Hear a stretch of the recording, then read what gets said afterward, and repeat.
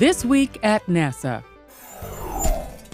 You're looking straight into the camera. Absolutely. Cosmonauts Fyodor Yurchikhin and Mikhail Kornienko spent nearly 7 hours spacewalking to replace a video camera and improve cable connections to the International Space Station. The two Expedition 24 flight engineers outfitted the new Rosvet mini module to host automatic link-ups with Russian vehicles arriving at the station. They also routed and mated command and data handling cables on the Zvezda and Zarya modules. A video camera was removed and replaced on the aft end of Zvezda, then successfully tested. It'll be used to provide television views of the final approach and docking of future European automated transfer vehicles, carrying cargo to the complex. Aerospace engineers at the Ames Research Center are using wind tunnels to test a launch abort system, or LAS, for the Orion spacecraft. A 6% scale model of the spacecraft, complex parts and all, is being used to mimic various launch conditions, so researchers can better understand the aerodynamics of Orion's liftoff and climb to orbit. We're looking at how the aerodynamics are affected as we do an abort and separation maneuver, and then how to control the vehicle as we go through the abort and the recovery as it comes down and the chutes come out. Comprised of a tower and cover, Orion's LAS has a powerfully built launch abort motor, which would quickly move the craft and its human cargo away from the launch vehicle in an emergency. The ability to protect astronauts from a launch pad failure is a critical component of human spaceflight, and tests like these help maintain the safety of astronauts throughout their mission. Like proud parents watching their baby take its first steps, mission team members gathered in the gallery above the clean room at the Jet Propulsion Laboratory to witness the Mars Curiosity rover roll for the first time. Curiosity was guided by engineers and technicians in bunny suits as it made its first roll on the clean room floor, moving forward and backward about a meter. It's gone from designs on napkins to PowerPoint, to CAD drawings to blueprints, and now it's a rover. Curiosity, also known as the Mars Science Laboratory, will be the largest rover ever sent to the Red Planet. It'll carry 10 instruments to detect places where life may have existed and whether they have the capacity to preserve the evidence. MSL is scheduled to launch in fall 2011 and set down on Mars the following August. A camera aboard NASA's Mars Odyssey spacecraft has helped develop the most accurate global Martian map ever. And not only can researchers access the map, so can the public explore and survey the entire surface of the Red Planet as well. The map is made from nearly 21,000 images taken by the Thermal Emission Imaging System, THEMIS, a multi-band infrared camera on Odyssey. The pictures have been smoothed, matched, blended, and cartographically controlled to make a giant mosaic. Users can pan and zoom into the images with some of the smallest surface details, just 330 feet wide. Researchers at Arizona State University's Mars Space Flight Facility and the Jet Propulsion Laboratory have been compiling the map since THEMIS began observations 8 years ago.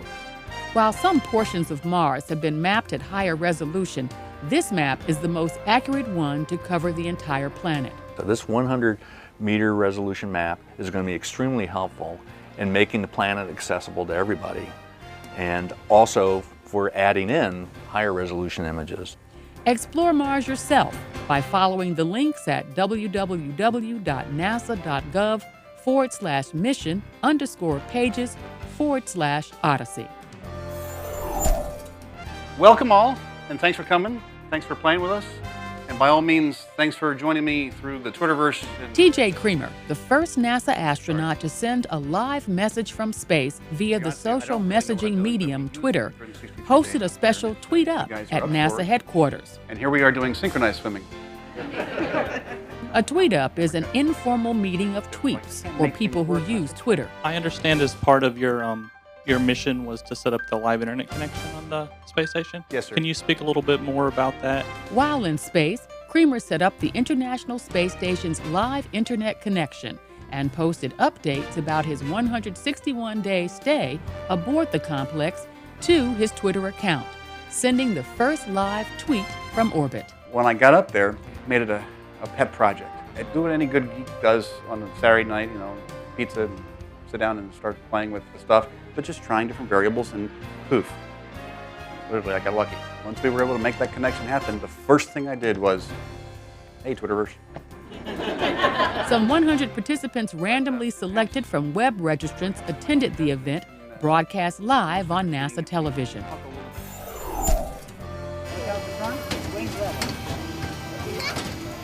The Ames Research Center hosted Exploration Day, featuring NASA's out-of-this-world missions and technology programs.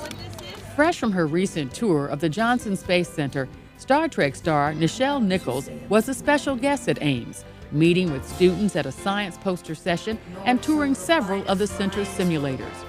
Youngsters were treated to a variety of hands-on educational experiences, among them the Traveling Space Museum, offering more than 10 stations of fun and interesting activities. The day-long event was part of NASA's Summer of Innovation initiative. We're sharing with them just how exciting and how engaging science, technology, engineering, mathematics is. And we're doing it by giving them a first-hand, hands-on, front-row seat in the experience. The STS-132 crew continued its road trip with a multi-site stop in Ohio and the nation's capital. 5 crew members, including local native Michael Good, shared their mission highlights with an attentive crowd at the Rock and Roll Hall of Fame in Cleveland. They toured the iconic landmark and presented museum CEO Terry Stewart with several items that flew with the Shuttle Atlantis crew to the International Space Station in May. These included the official Rock and Roll Hall of Fame flag and copies of the lyrics of Jimi Hendrix's Purple Haze and Bruce Springsteen's Born in the USA. Joining Good for the event was Commander Ken Ham, pilot Tony Antonelli, and mission specialists Garrett Reisman and Steve Bowen. Good and crewmates also met with singer John Bon Jovi and band and later attended a concert by the rock group. In Washington, the 5 astronauts were joined by 132 mission specialist Piers Sellers and Expedition 2223 flight engineer T.J. Creamer to show mission highlights to NASA headquarters employees. They also participated in other events, including a presentation to the Smithsonian National Air and Space Museum of Dr. John Mather's Nobel Prize medal, flown on their mission. Finally, the astronauts joined with 500 headquarters and Goddard employees at Nationals Park for NASA Night at the Nats, where they took part in pre-game ceremonies of a baseball matchup between the visiting Atlanta Braves and the hometown Washington Nationals.